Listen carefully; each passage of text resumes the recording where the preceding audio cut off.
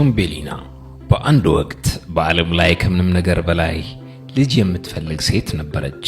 ወደ አንዲት ብልህ አሮጊት ሴትዮ ሄዳ እርዳታ እንድትሰጣት ጠየቀቻት።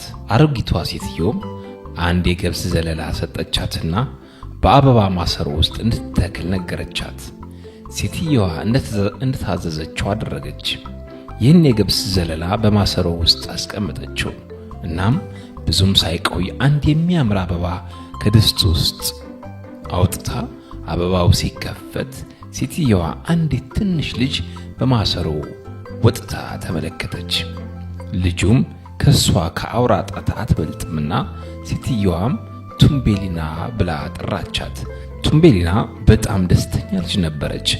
አበባው ውስጥ ኖረች እና ዘመኗን በመዘመርና በመደሰት አሳለፈች።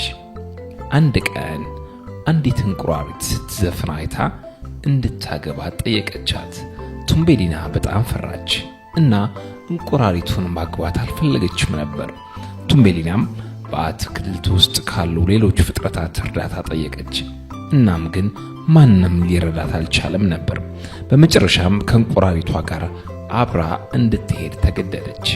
እንቁራሪቱ ቱምቤሊናን በኩሬ ውስጥ ወዳለው ወሰዳት። እዚያ ደስተኛ መሆን አቃታት። በአበባው ውስጥ የነበረውን ቤቷን በጣም ናፈቃት። በዚህ ሁኔታ ውስጥ እያለች ማልቀስ ጀመረች። አንድ ቀን እያለቀሰች አሳ ስታለቅስ አይቶ ምን እንደሆነች ጠየቃት። ቱምቤሊና ችግሯን ለአሳው ነገረችው። አሳውም ቱምቤሊናን ካዳመጣት በኋላ የምታመልጥበትን መንገድ እንደሚያውቅ ነገራት። ለቱምቤሊናም እስከ ምሽቱ ድረስ እንድትጠብቅና ከዛም በኩሬው መካከል የሚበቅል የሱፍ አበባ ላይ እንድትወጣ ነገራት። በዚህም አሳው እሷ እንድታመልጥ እንደሚረዳት ቃል ገባም።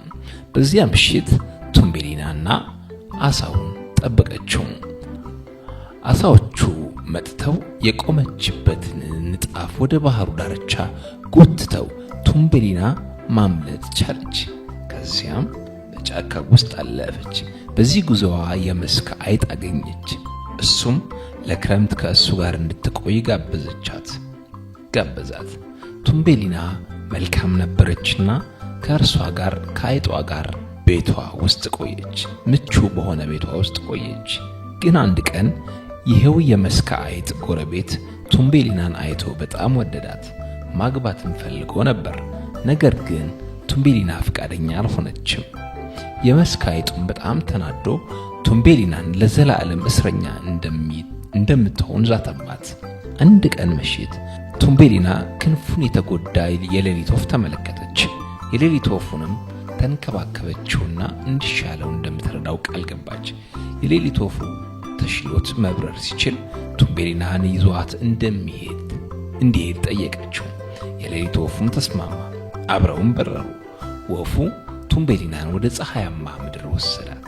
አበቦቹ ሁል ጊዜ የሚያብብ ቦታ፣ እዚያም ከአውራ ጣት የማይበልጥ አንድ ልዑል አገኘች። በፍቅር በሚያምር አበባ ተጋቡ። በጣም የሚያምሩ አበቦች ተከበው በፀሐይ ምድር በደስታ ኖሩ ይባላል።